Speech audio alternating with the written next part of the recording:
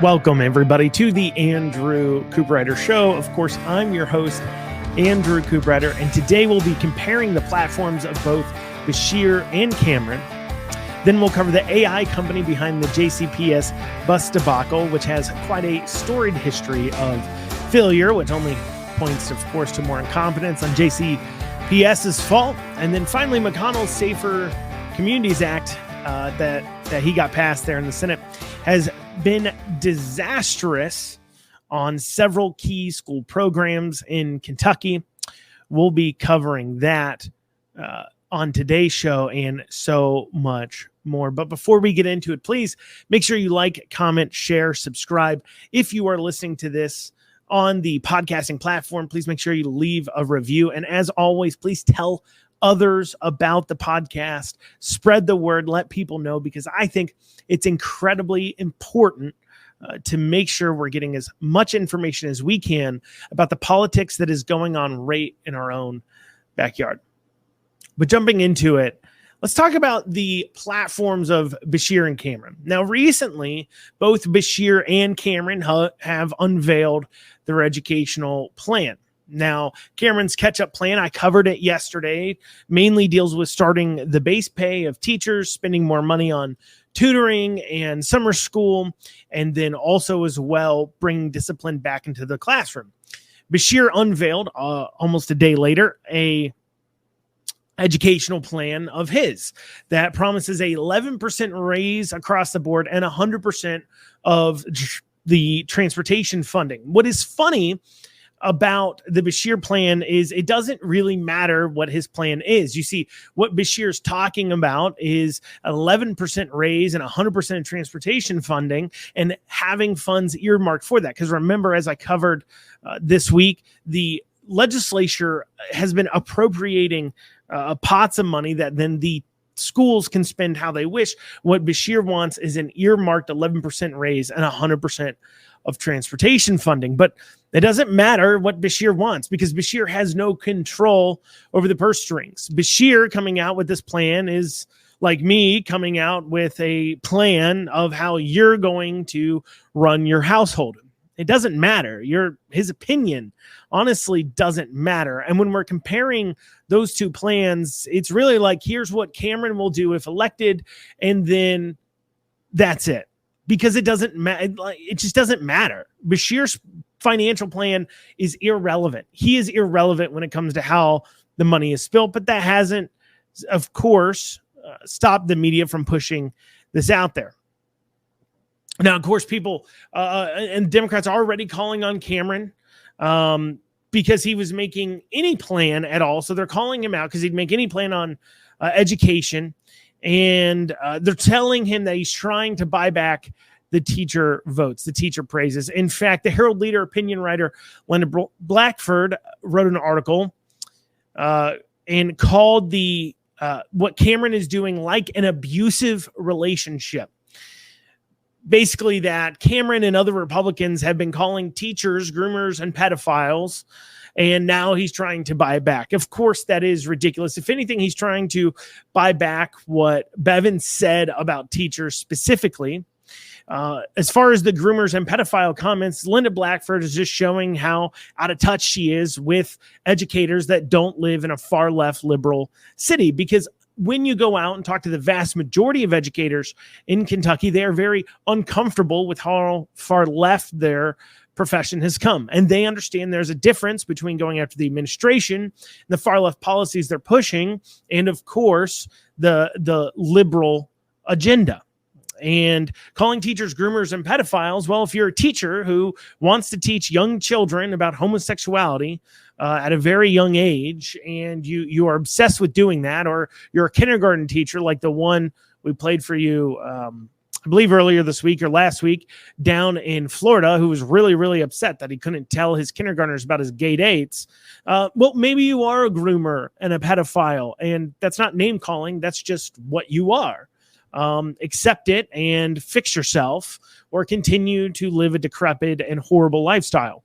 But putting that to the side, that is what we see the Democrats doing. Of course, they're going to call Cameron's plan awful, because the fact of the matter is that if Cameron says he's going to get teachers raises, Cameron can actually get the teachers raises.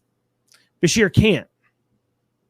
But I asked, what are their actual platforms? I mean, we've heard Cameron say he's against the social war stuff, like critical race theory, like the gender ideology push, and those types of items, but we haven't heard any exact concrete actions is he going to take. And that's a reasonable question to ask, especially when you consider our Republican massive majority that we have in our state legislature put in place a legislative committee called the Commission on Race and Equal Opportunity. You see, during the Black Lives Matter giant pushes, when they are marching in the streets and everything else, some Republicans put their fingers to the wind and thought this provided them now an opportunity to go ahead and get some more of the minority vote or whatever they were politically thinking.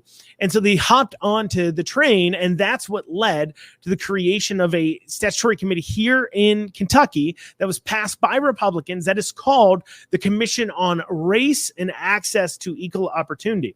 On top of that, many Republicans stood with Beshear and provided him cover when he was illegally tearing down the Jefferson Davis statue. You see, he reached out and he started to tear that process of tearing it down before he had gotten proper clearance, because he just decided he wanted to do that.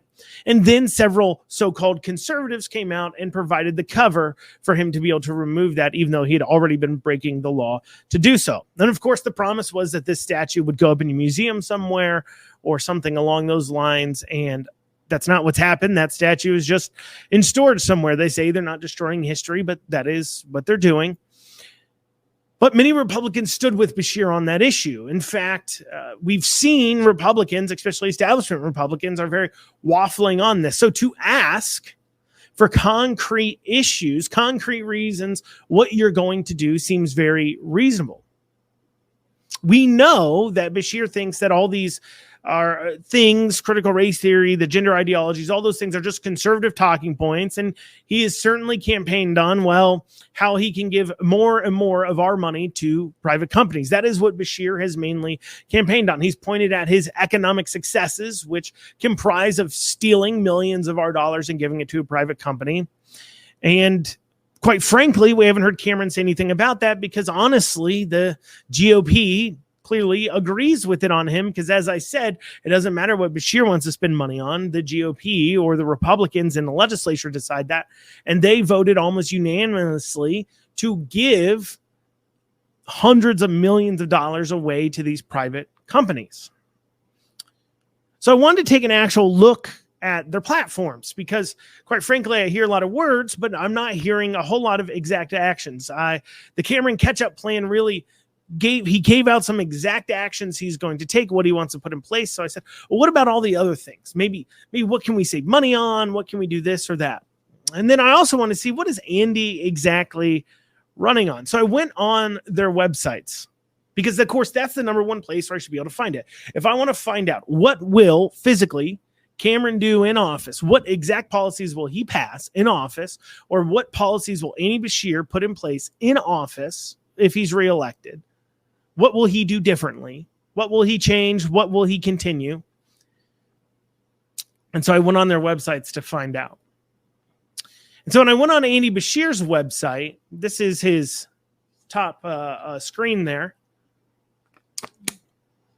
And what you see is this is Andy Beshear for Kentucky logo. It says, meet Andy, meet Jacqueline, store, volunteer, and donate. Now, nowhere in that bar do you find anywhere that says issues, platform, policies, nothing at all. But what you do find when you hit Meet Andy is you do find something that may look like some sort of policy statement. Here's one of those things. Governor Beshear is positioning Kentucky to emerge from the pandemic even stronger.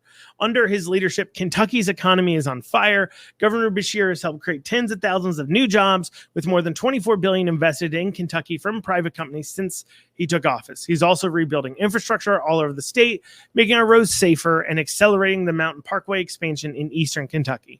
It's been incredible to see these kinds of investments pouring into Kentucky. Every job created is another family who can get ahead. These jobs mean being able to make like the mortgage or rent, put a little into savings, and plan for kids to go to college or get job training. It's a long-term difference maker for our communities. Once again, ignoring the fact that unemployment's at an all-time low and these people are trading jobs, they're not creating jobs.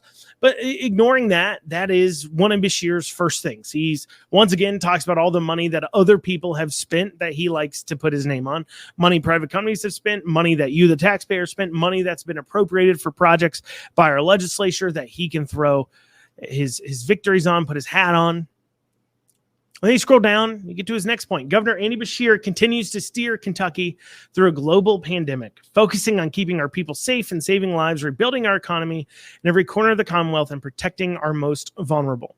His early and aggressive actions during the COVID-19 pandemic helped save lives by putting people over politics and following science and the advice of our public health professionals. I ran for governor to do right by our neighbors. During COVID, that has meant standing up to misinformation and politics as usual. I've done the right thing even when it was unpopular. So, of course, he's saying, hey, a little bit of defense of his COVID handlings. Of course, everybody knows how he's handled COVID. If you feel real strongly on that, you're definitely not voting for him. And if you feel real strongly for it, you're probably voting for him. And otherwise, you maybe don't care or forgotten. But anyway, so you scroll down his website and you get to another one here. This last one here. Governor Beshear's protected access to health care for more than 100,000 Kentuckians and has relaunched KYNect, the state-based health insurance exchange, which will soon begin enrolling Kentuckians for coverage. He's expanding voting rights, including to more than 180,000 Kentuckians with a felony conviction. I've always said that it is my job to look out for the lost and lonely and the left behind. This means ensuring that our people can access quality health care, that our most vulnerable have a voice at the ballot box, and Kentucky is a welcoming and inclusive place for everyone. So you see that he's made a statement on healthcare. He supports healthcare for all, making it affordable. And then he pointed at something that he did. He supports spending more of our money to private companies. And then he supports what he did during COVID. And that's it. That's all you find on the Beshear campaign as far as actual platform go. If you think I'm lying, go look at the website yourself. What you will find is it's not there. Unless you think that Cameron's website might be better, you would be actually sorely mistaken. Here's Cameron's top of the website. You can't really see it because somebody in his team has decided to do a white to blue fade without considering the fact that the words at the top are white. And so you can't see where it says Meet Daniel, which, maybe somebody should relook at his website. But anyways, you can't see where it says Meet Daniel, Meet Robbie, Meet Mackenzie, News, Store, Join Us, Donate. That's the top. Nowhere does it say platform. What's worse is when I go into Meet Daniel, the place where I hope to find, like I found in Meet Andy, I found some things. Hope I could find something. This was all I could find that actually talks about what he would do as governor. It's the only time he actually says these words. As governor, Daniel will fight hard to protect law enforcement. A Cameron administration means that victims, not criminals, get our priority. Daniel was honored to be endorsed by his 2019 campaign for Attorney General by the Kentucky Fraternal Order of Police. So nothing on there of any kind of platform at all. Maybe in debates, if they start to debate, we might be able to compare and contrast on things that actually swings voters that people actually care about. You see, Beshear's handling of COVID is why I will personally never vote for him. And it's maybe a lot of reasons why people will never vote for him. But if you want to win over people to vote for Cameron, well, that's not enough. Because there's a lot of people that maybe don't care about COVID, forgotten about COVID. And then also it's about turning those people out. There's very few people like me and maybe like you listening who remembers what Andy did during COVID and how horrific it is and how unimaginable it is. And even more so, it's harder to get those same people to turn out to vote, feel motivated by it, or feel that that's a good enough reason to vote for Cameron. But once again, we're not addressing these voters in the middle. Maybe they don't care about COVID. So what are you going to do to get them to vote for Cameron? What are you going to do to push them out? You have to give them a reason. And when I point this out, when I say, look, we need a reason to vote for Cameron, the number one thing I'm told is, well, at least he isn't Bashir. That isn't good enough. It's not good enough for an election that's going to be super close. It's not good enough for independents and swing voters. That is not good enough when you're running against a governor who does enjoy high approval ratings, because most people have forgotten how much he hates you and how much he hates your freedoms and liberties. And so simply saying he isn't Bashir does not work. But yet, that is what you're told. And if you question anything about this, if you at all voice to some of your more party line conservatives and say, look, I am concerned over the messaging coming out of the Cameron campaign because it is lacking any kind of solid motion. I can't, outside of COVID and outside of a proclaimed thing on social issues, I can't tell people on how he's different. And that can actually be a big problem, because if you're somebody who maybe you want to feel inspired to turn out, well, the social issues, you may be intelligent enough to look at the actions of Republicans, some Republicans on these social issues, and say it's at least half-hearted sometimes, and be suspicious of certain Republicans. You can look at their actions, like I said, on CRT, and certainly be suspicious. And you can look at that and say, well, geez, if I have Daniel Cameron and he has the same massive spending policies as Andy Bashir, well, that means the legislature now will just sign off on it. And maybe I'm a fiscal conservative. Maybe I don't want to see this massive more and more spending. Well, the only way I get to fight it is by pitting the two against each other, Democrats versus Republicans. That is something that people are thinking. You can hate me for voicing it. I'm not saying it's my opinion. I'm just being honest to those who care about this race to understand what they're up against, because I'm seeing a lot of laissez-faire action that doesn't tell me they're taking it serious, and it doesn't tell me that they think this is going to be a close race. Because if you're looking at a close race, well, he isn't Bashir, doesn't get it done. I mean, look, let me give you some examples of what I'm talking about. Okay. And this is just my humble opinion. If the race is going to be close, it is my opinion that Cameron has got to start giving concrete policy examples outside of COVID, outside of social issues, of where Bashir has failed and made your lives worse. Bring up things like Cabinet for Health and Family Services is dealing with this child problem. And part of that is because they refuse to partner with religious groups, not showing those Kentucky values. Pointing out that spending millions upon millions of dollars to bring in new businesses doesn't work and doesn't cause growth, especially if people aren't working. Pointing out that we have a workforce participation rate. That is the biggest economic problem facing Kentucky right now, and nobody's talking about it in this campaign yet. I hope during debates we can hear it, but that is the biggest issue that we're facing. How do we get people back to work?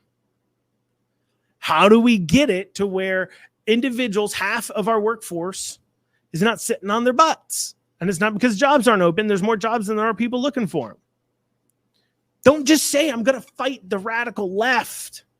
Show the masses how pervasive this issue is. I understand how pervasive this issue is.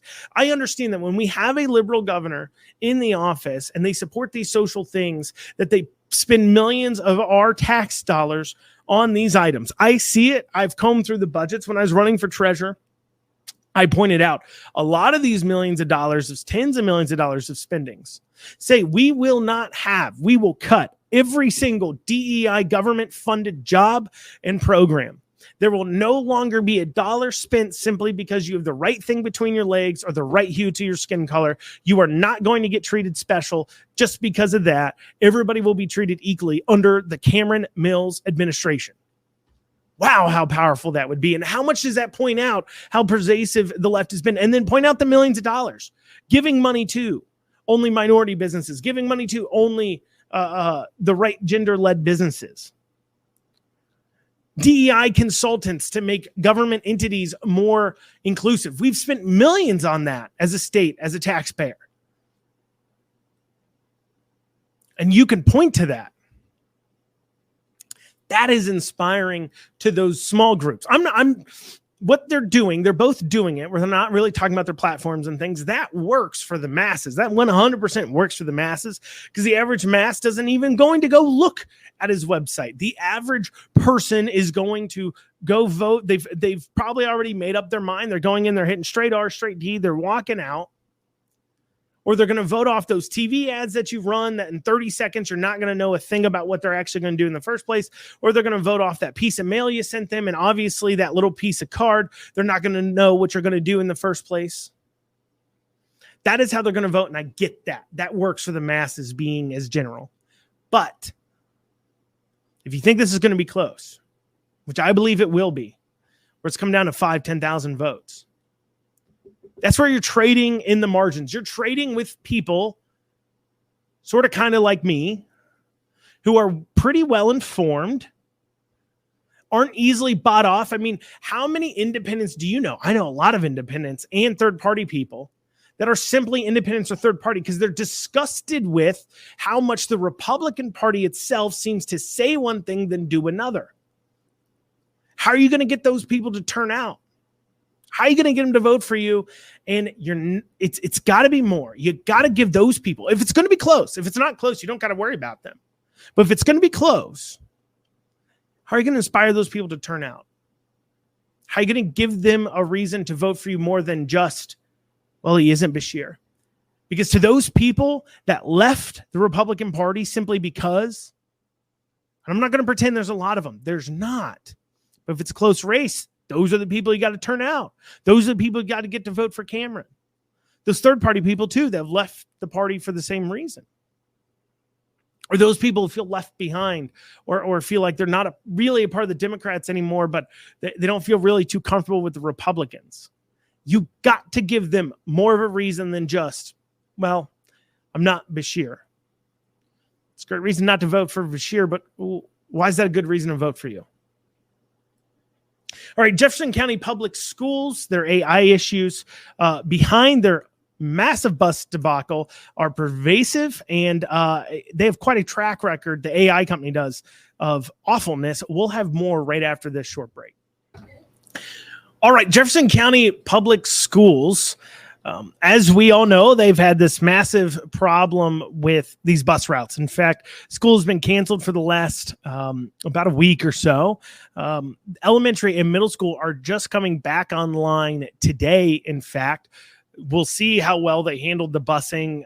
This episode comes out obviously at 1 o'clock, so we'll see how well they handled it come the morning at least. But you know, we've talked a lot about this issue, several episodes that talk about it, but we've mentioned in passing that these new routes that were created by this AI system was a big part, I guess, of the reason of failure. I mean, the real failure, of course, is JCPS leadership is just trash, is just garbage. But putting that to the side, I mean, they literally fail on everything, and they know common sense, which we're going to go through here in a second. But putting that to the side, outside of that, so the issue here, or part of the issue or background here, is there's this company called Alpha Route, which is this AI system used to route buses. Okay. Now, Alpha Route has quite a storied past of failing, yet this didn't stop JCPS from spending at least, if not more than $500,000 of our money on it. And this despite JCPS being massively underfunded. I've been told many a times over the last week or so that JCPS is underfunded. What do we expect? They just haven't been getting in the money like they're supposed to. This is all down dirty Republicans' fault, but yet they have $500,000 to spend on a company that you could tell off the bat was a gigantic failure. See, Alpha Route promises the sky. You see, with less and less bus drivers, schools all over have had to get creative.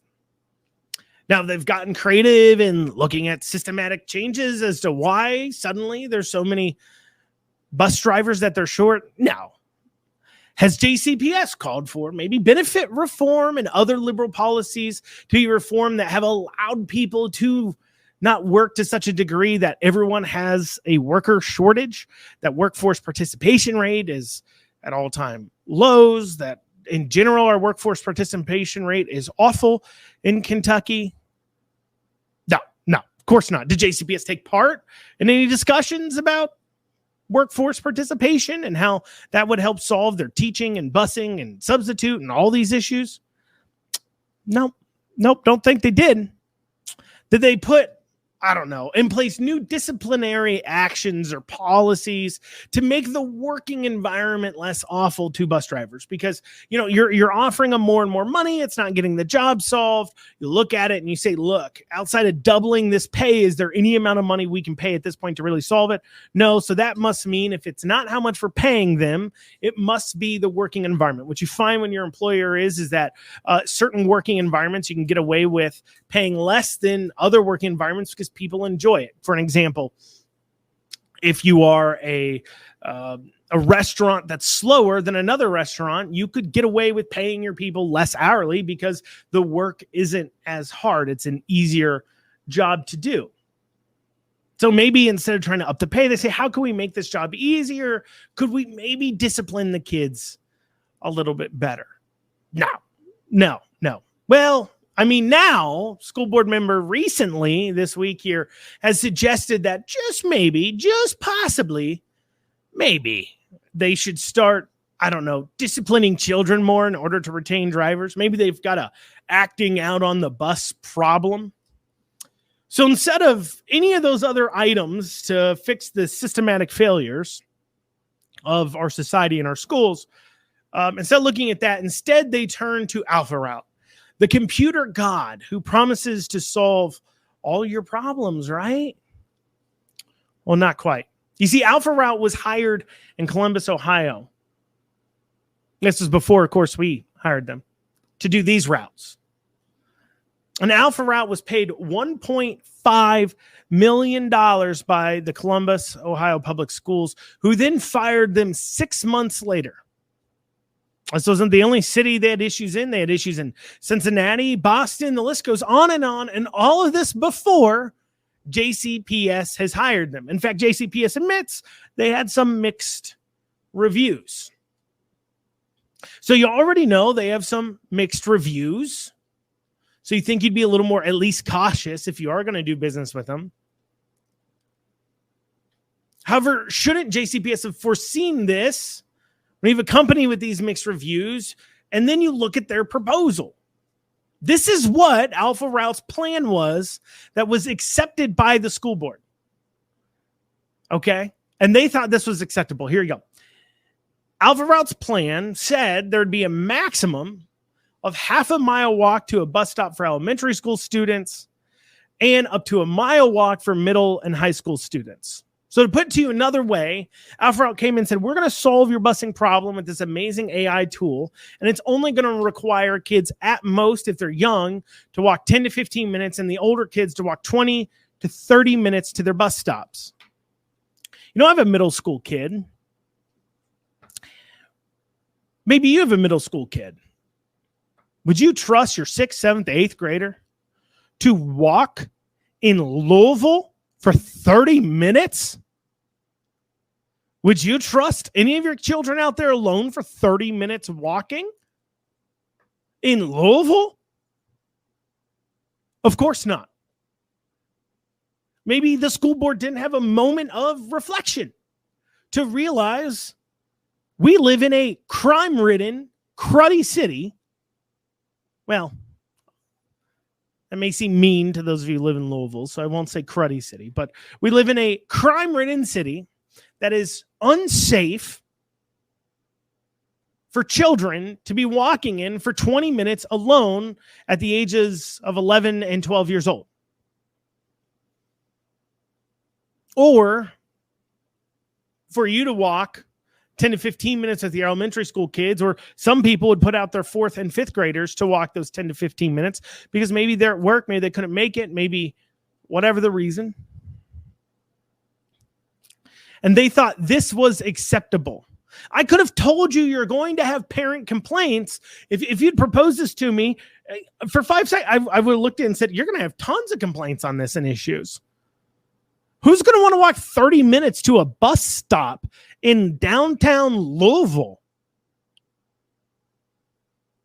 Who's going to want to do that? We've seen kids recently in Louisville getting shot accidentally in drive-bys waiting at bus stops, and we're going to send kids to go walk for 20 to 30 minutes on top of maybe waiting for the bus, because of course you don't want to cut it too close. So we're talking, 40 minutes outside in Louisville waiting for the bus?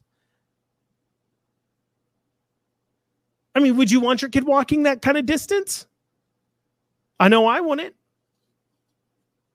So despite the storied past, despite the obvious issues with the routes to begin with that anybody could have seen coming, JCPS still decides to buy these routes from Alpha Route for $265,000. Now, here's the other part. Alpha Route also made the routes several months ago. Between then and new children, between then and now, new children and new stops were added. So did Alpha Route decide to rework the routes again? No, they just threw them in there. Then to cap all of this off, they once again didn't have the bus drivers practice the routes. The local union president for the bus drivers really sums this up by saying they should have probably started all this a month and a half ago. Bring drivers in, having them run the routes, come back and tell them what's not going to work. Well, duh. You have a new routing system from a company that sucks, has a history of sucking at this, with stops requiring children to walk 15, 30 minutes to the bus stop, 30 minutes for the older ones. And then you don't test run through it? I mean, what's going through your minds at that point? But of course, what do you hear the schools claiming? Well, not the schools, but what do you hear the liberals claiming? Oh, they're blaming the Republicans for it, as I covered in prior podcasts. It's Republicans' fault for not funding. It's Republicans' fault for pouncing on this epic failure and trying to make politics out of it. We're not trying to make politics out of it. We're pointing out something very simple. You hired a company who has a history of sucking to do a job that then it sucks at under a plan that sucked from the beginning, and then you didn't bother to have the bus drivers practice it. That's not Republicans pouncing. It's Republicans pointing out the obvious, that this is a failure of leadership at the schools. Mitch McConnell's Safer Communities Act is destroying many Kentucky school programs. We'll have more on that right after this short break. Now, you may remember that the great establishment king, Mitch McConnell, the kingmaker, the puppeteer, whose political acumen is that to be revered, not questioned, allowed the Safer Communities Act to pass this year. And I say he allowed it because, of course, he could have filibustered it. What's filibustering? Well, quite simply, it started a very long time ago where in order to stop a bill from passing, they would just continue to discuss on it ad nauseum for long lengths of time to stop it from going to the floor. The minority party would do that, where it would stop the bill from coming forward. And this was called a talking filibuster. And you could only choose to end the discussion of a bill if at least 60 of the senators voted yes. Over time, because they realized how much this was just stalling up things, they decided to just move it to a simple vote. You didn't need to stand on the floor and talk about the bill. Just simply put, if they didn't have 60 votes to move the bill forward from discussion, well, then they would just go ahead and put the bill to the side and then move forward with it. So in the Senate, you need 60 people to say yes to ending the discussion of a bill in order for a bill to come to the floor for a vote. So even a bill only gets 52 yeses, that means there are 8 people who said yes on ending the discussion but didn't vote yes on the bill. There's only a few types of bills that don't go through that process, but almost all of them do, including the Safer Communities Act. Now, what is the Safer Communities Act? Well, it provided funding for red flag gun laws. For those of you who don't know what red flag gun laws is, that is a legal process where you have your guns taken away from you without being accused of a crime or anything else. So basically, your neighbor or a family member can simply say, I don't like him having guns. I think he's a threat to himself or others. Call up the police. They can then take away your guns, and then you have to stand in front of a judge and prove you deserve to have your guns back. Now, it's quite clear how this could be absolutely used as a weapon by anti-gun people against pro-gun people, used as a political weapon. And on top of that, it absolutely has a lot of due process issues. I mean, the question becomes, when you're having your guns taken away from you without committing a criminal act, that becomes a big problem. You do have a constitutional right to own a firearm. And if they're going to take away that constitutional right, like they take away your constitutional right to freedom or other things such as that, well, then you better be accused of a crime, go through a judge and a jury process. Red flag gun laws are unique in that you don't have to be accused of a crime. And quite frankly, I don't quite understand how they would be handled process-wise in a way that doesn't violate the Constitution. Because if you're going to take away my rights, take away my guns, I deserve to have a trial in front of a jury of my peers. This is not happening in front of a trial jury. And on top of that, how can you have a trial jury when I'm not being accused of a crime? Certainly doesn't make a lot of sense. But this is a practice that we've seen a lot of liberals, of course, take over. Is a claim is mental health. It helps deal with mental health. There's certain people that just shouldn't own guns. Maybe they can legally own a gun, but we all know they shouldn't. And so therefore, we should have judges from a bench make a decision over whether or not you get to own guns, even though you haven't committed a crime. There's a lot of issues with this. But anyways, red flag gun laws. It also moved all purchases of long guns to be a 10-day waiting period unless you're 21. So between the ages of 18 to 21, if you want to purchase a long gun, you already can't purchase a handgun until you're 21. But if you want to purchase a long gun, a shotgun, a rifle, between the ages of 18 and 21, everybody had to go through a 10-day long waiting period, which has left many gun shops in states like Kentucky to the point where they don't sell to people under 21 anymore. Simply put, they just don't feel like dealing with the hassle, the 10-day waiting period, have to prove the 10-day waiting period and the liability that comes with that. So they'd rather just not ever sell a gun to a person under 21. Extensively, the Safer Communities Act moved gun ownership from 18 to 21 through an administrative check in order to get around the Constitution. Something that's pretty disgusting. Additionally, as well, they did a crackdown on gun shows in order to make sure that they're doing background checks like they're supposed to. And then finally provided safety funding to the schools. Now, as I described it, most conservatives would certainly have an issue with that bill, but yet several Republican senators voted for it. And at least 10 or so of them voted yes to allowing it to move forward onto the floor for a vote in the first place. But maybe that last bit, provide more funding to the schools for safety, you wouldn't find objectionable. I mean, I certainly normally wouldn't either, but it's that last bit that's providing the ways that the Biden administration has been able to crack down on funding to hunting and archery programs in other states and in Kentucky. You see, they are, quote unquote, misinterpreting it. That's what the Republicans are claiming that voted for the bill. I mean, big surprise, shocker. You gave the Democrats more power over gun control. You gave them more power over our constitutional rights. You gave them more power to be able to attack our hunting, our fishing, our archery, and they're using it in order to not fund those programs. And now Republicans are shocked by it. You know, what I said at the beginning about how Mitch McConnell is a great political expert and a massive great puppeteer. Maybe he was, but clearly he's missed a few steps or two because he's the one who gave this weapon to the Democrats in the first place. And now you have kids all across the country and Kentucky looking at not being able to continue their archery programs.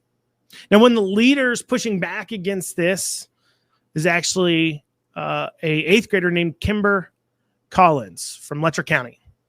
Now, she's a fairly accomplished archer who just recently won a $1,750 scholarship for taking first place at the International Bow Hunting Organization's World Championships, archery championships. She's really kind of pushing the way, leading the way a little bit there nationally on this topic. Now, she says she's trying to stay out of the politics of it, of course, but she just wants to be able to shoot her bow. Seems reasonable. But, of course, that's not what the Biden administration wants to do. And apparently that's not what McConnell wants to do. The claims are, of course, that Biden, all these B's, Biden is just misinterpreting it, but you wonder if it was done on purpose. And you also wonder, why would McConnell have ever supported this bill in the first place? I mean, isn't he actually a conservative? Well, no, not really. This goes into McConnell thinking he's smarter than he is. This goes into McConnell having missed a step.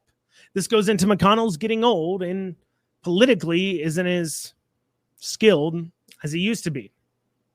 Because he doesn't actually care about the Second Amendment, clearly. If he did, well, this never would have passed. The Second Amendment was always, to Mitch McConnell, a issue to create a political smokescreen in order to be a convenient pawn in a scheme to say, well, you don't want to vote for the liberals, they'll take away your guns. That's what it's been to McConnell, but now he was worried it was becoming a political liability. Remember earlier when I talked about how when Black Lives Matter was on the rise, you saw several establishment Republicans put their fingers to the wind and they jumped on board with putting in place things like this Commission on Race and Access to Equal Opportunity and tearing down statues in order to see that as an opportunity maybe to seize some votes. In much the same way, McConnell felt that at the time, with how much attention all the school shootings were getting, that this might be a good opportunity for Republicans who had an upcoming elections, the midterms.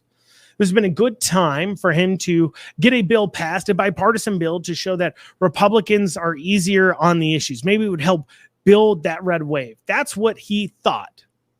Now, I personally believe things that are constitutional rights should never be treated in that way, but that's not what McConnell thought.